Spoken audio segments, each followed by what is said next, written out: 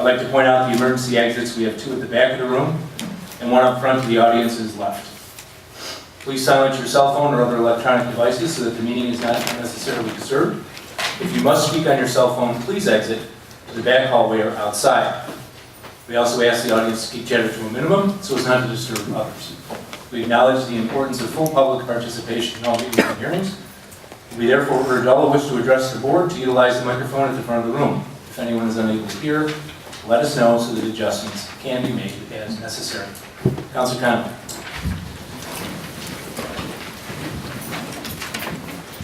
I pledge allegiance to the flag of the United States of America and to the republic for which it stands, one nation, under God, indivisible, and liberty and justice for all.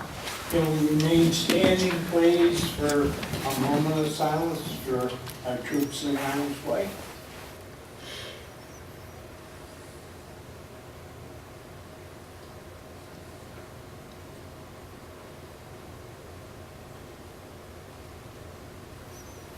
Thank you.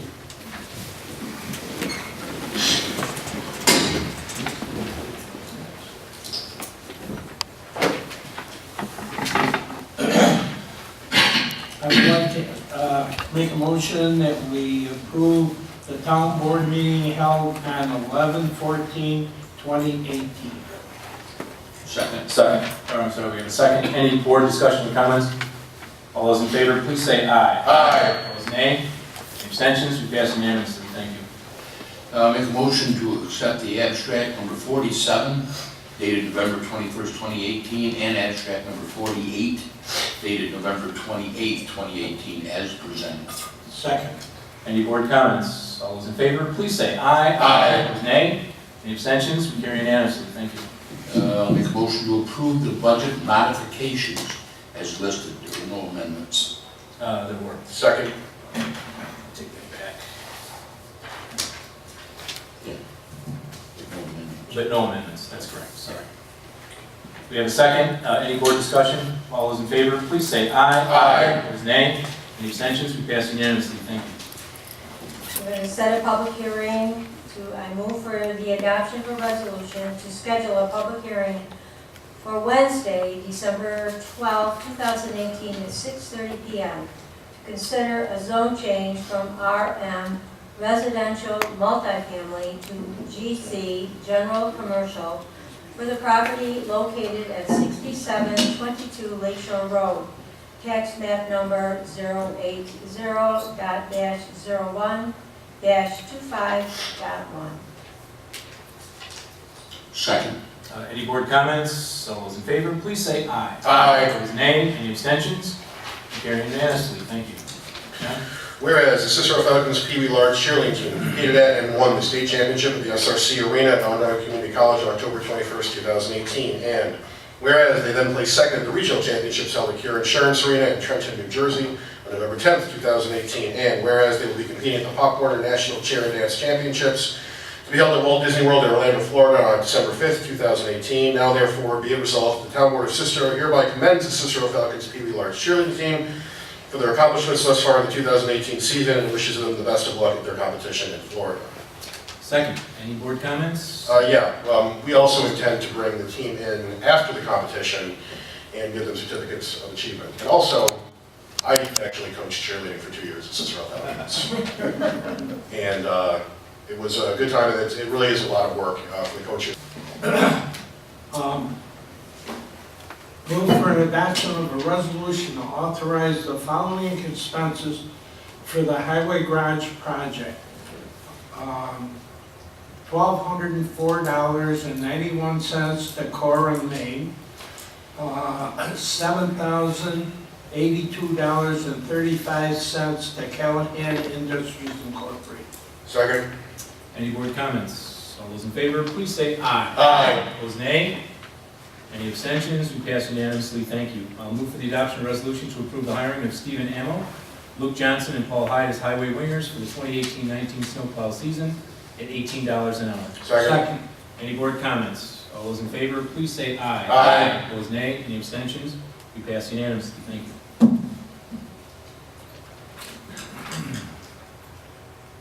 Very good.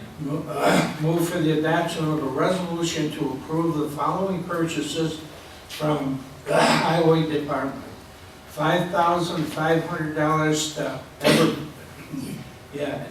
Everbento Contracting and Construction Services LLC for asbestos removal at DB 511047. $4,000 to R&B Fabrication to repair a diesel fuel tank. A 162403. Second, any comments? All those in favor, please say aye. Aye. Opposed, nay. Any abstentions? We carry unanimously. Thank you. Move the adoption of a resolution to declare the following items for the Parks and Recreation Department surplus and of no use to the town and will be auctioned at Onondaga County Auction. 2006 John Deere 1600 wide area mower and miscellaneous parts. 2009 Ford F-350 crew cab truck. Second. John, Jody's not here. You're okay with that? Aye. Surplus? Okay. Any other comments? All those in favor, please say aye. Aye. Opposed, nay. Any abstentions? We pass unanimously. Now move to discussion. We have a problem in the town of Cicero with codes, with our code book. It hasn't been comprehensively reviewed, to my knowledge, and I talked to Councilor Boyke about it. She didn't think it had been either in quite some time. So we've asked to form a committee for 2019 that thus far will comprise Councilor Karp, Steve Procopio of our Code Enforcement Department, and Councilor Boyke will review the code book section by section and then make recommendations to the board where it needs to be improved. One of the problems that we found that really was kind of glaring to me is when it came to animals in the town of Cicero, one code says that a resident can own up to 4 dogs, and then in the same code book it says you can own as many as you want. So the judges are not quite sure how to enforce the codes when they are conflicting. So thank you for volunteering to do that, appreciate it. We'll now move to public input. Would anyone like to address the board before we close? Oh, we have 2, yes, please. Just a couple of questions. Good evening, by the way. I just had a couple of quick questions. I was reviewing some numbers and looking at the town budget and reviewing some of the prior meetings. And I just wanted to address Councilor Karp if I could. Okay. You voted against the town budget. I did. And I was looking at those numbers and it looks like the average increase is less than $28 a year on a $100,000 home. Mm-hmm. Okay. That included paying for the highway garage and the increases in the fire protection budget to cover the unfunded cancer, if I understood that right. Correct. And with the special district trash rebate, it looks like the increase is non-existent for some and minimal for most. Correct. I just wondered what items you propose cutting to reduce that number even further. Okay. Well, first of all, as I said, sorry, I think the sensitivity of these has been done. They are wrong. They weren't quite so sensitive last meeting. Part of the reason why I voted against the budget really was the amount of additional borrowing. I thought more money should have been taken out of the fund balance to avoid increasing our debt load. That was the primary reason I voted against it. There is some money being spent on some things, some policies I disagree with. I did vote against the new FOIL policy. I recognize that some of the increase in the legal budget is a result of anticipated costs resulting from paying Hancock and Estabrook to review FOIL requests, which I don't feel is necessary. I'm sorry, you're putting me on the spot here. It's okay. I mean, that really was the primary. I really thought ultimately it was a pretty clean budget. I did have an issue with that. There might have been a couple other things I would have tweaked, but honestly, the main reason I voted against it was the borrowing. Okay. I don't know that the other things, I mean, in the context of a $14+ million budget, I don't know if I would have voted against it. I mean, the budget's never going to be exactly 100% what you want. Right. So that being the case, I don't know, I really don't think I would have voted against it if the borrowing had been less. That was my primary concern, and it remains my concern. Gotcha, that makes sense. And then I just had one other quick, if I could. And this I had a question to Councilor Boyke. You voted exactly against exceeding the tax cap. So I was trying to understand this. At the budget workshop, you didn't propose any cuts in the budget. I think you said something about not understanding numbers, but I don't know what you meant by that.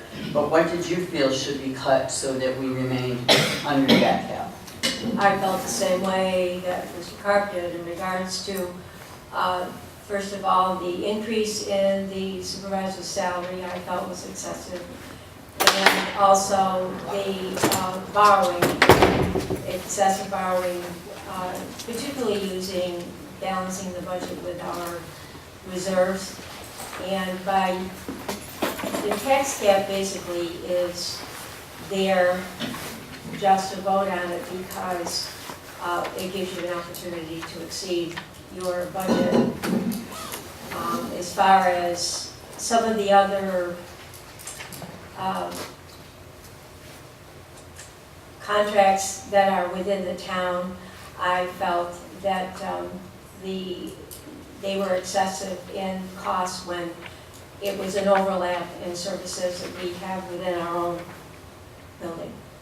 Is there anything in particular in that respect that you're referring to? I'm just- I'm The trying to understand. HR department for one, and the foiling when $250 spent for an attorney as opposed to the 14 years or so that the clerk's office has been doing it, and basically this attorney does nothing more than screen and possibly redact if necessary. All right. Well, thank you very much, that's all I had. Thank You're you. welcome. Anyone else before we close? I'm sorry, are you doing just the budget now? No, we're this gonna is- be No budget- public, budget's public over. comments? Yeah, just, yep, public comments. You gotta go about budget. Budget's over. Not hard to get confused. This is my public comment. My name is Joan Kessel. I reside at 8406 Brewerton Road here in Cicero. Our home is on Route 11 and the sidewalk is approximately 12 to 18 inches from the edge of the highway. The same distance continues all along the intersections of 31 and 11, right in the middle of town. When the state DOT plows the snow, it completely covers the sidewalks with 2 to 3 feet of snow when we have a heavy snowfall, which is quite often. The state plows travel the routes 11 and 31 24 hours a day, constantly clearing snow as it falls from the heavens. Are we, the property owners or occupants, required to clear the sidewalks every time the plows pass?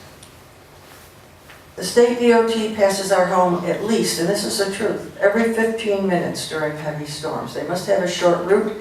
They turn around a few doors up at my church, our church, on the church driveway, which has been stopped because the plows are too heavy. They used to turn at the firehouse. That's been stopped because it ruins all the tarvia. We could clear walks in the morning and have 2 to 3 feet deposited by noon, and again at 6 o'clock in the evening. Are we expected to clear the walk several times a day? The ordinance specifically states, each day a violation continues to be uncorrected shall be considered a separate offense. Can we expect to receive a citation and $50 fine, even if it snows and we're not at home? Unlike on Route 31, east of the area of in the area of Thompson Road, the sidewalks are 3 to 4 feet from the edge of the highway, allowing areas for the snow to be deposited by the plows. Those property owners or occupants will be spared the heavier task of clearing the walks. A snow blower was purchased during my administration in the late 90s and continued to be in service, correct me Chris if I'm wrong, until 2016, and then rental equipment had to be used in 2017 because the snow blower had exceeded its life use. And it wasn't an easy resolution to pass. The highway superintendent found a demo, and I was the only Democrat, but thankfully 2 other Republicans saw the need, and it was passed, and it was purchased. That resolution, because the snow blower had exceeded its life. The ordinance that you're talking about now was adopted in 2012, June of 2012, and only now is being enforced. Could it be because of poor financial planning and foresight by the highway department to plan their budget appropriately for new equipment? Or was the highway denied funding during the budget process? you have to know something's gonna wear out if it was bought in the late 90s.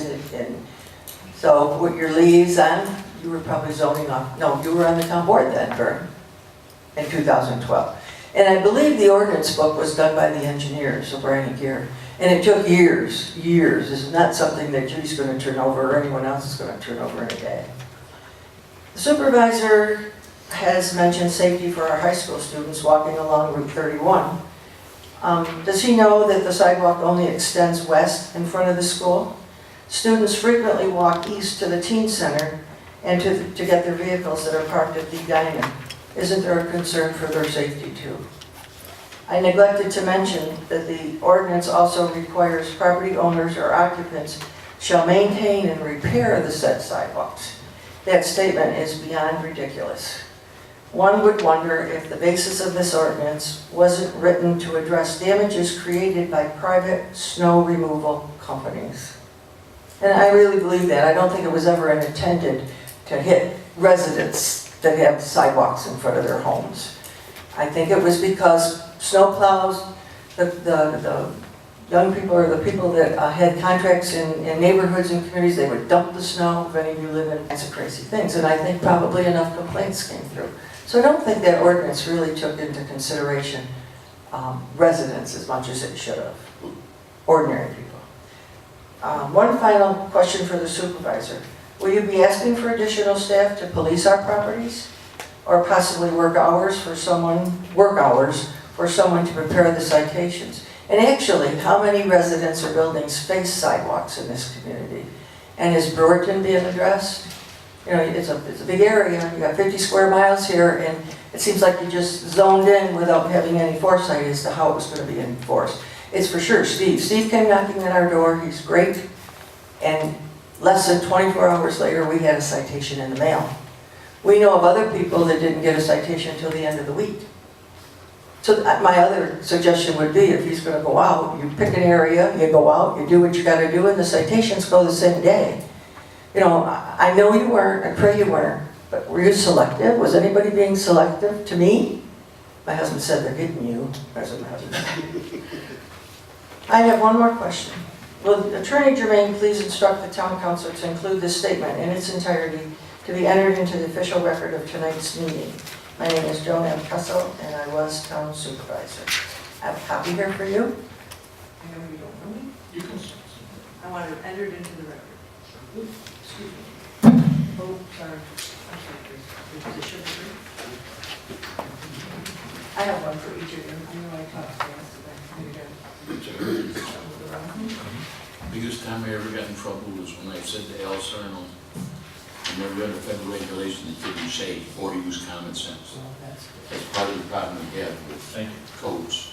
And you know, none of you, nor me, or anybody can be expected to know that code book. But when you're gonna make something and you're quoting the code book, then know it. Know what you're talking about. And treat everyone the same.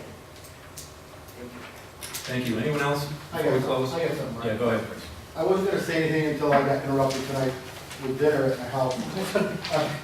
I had a phone call from Mrs. Patty Schultz, whose son was walking on 31 over the last few days because the sidewalks aren't done.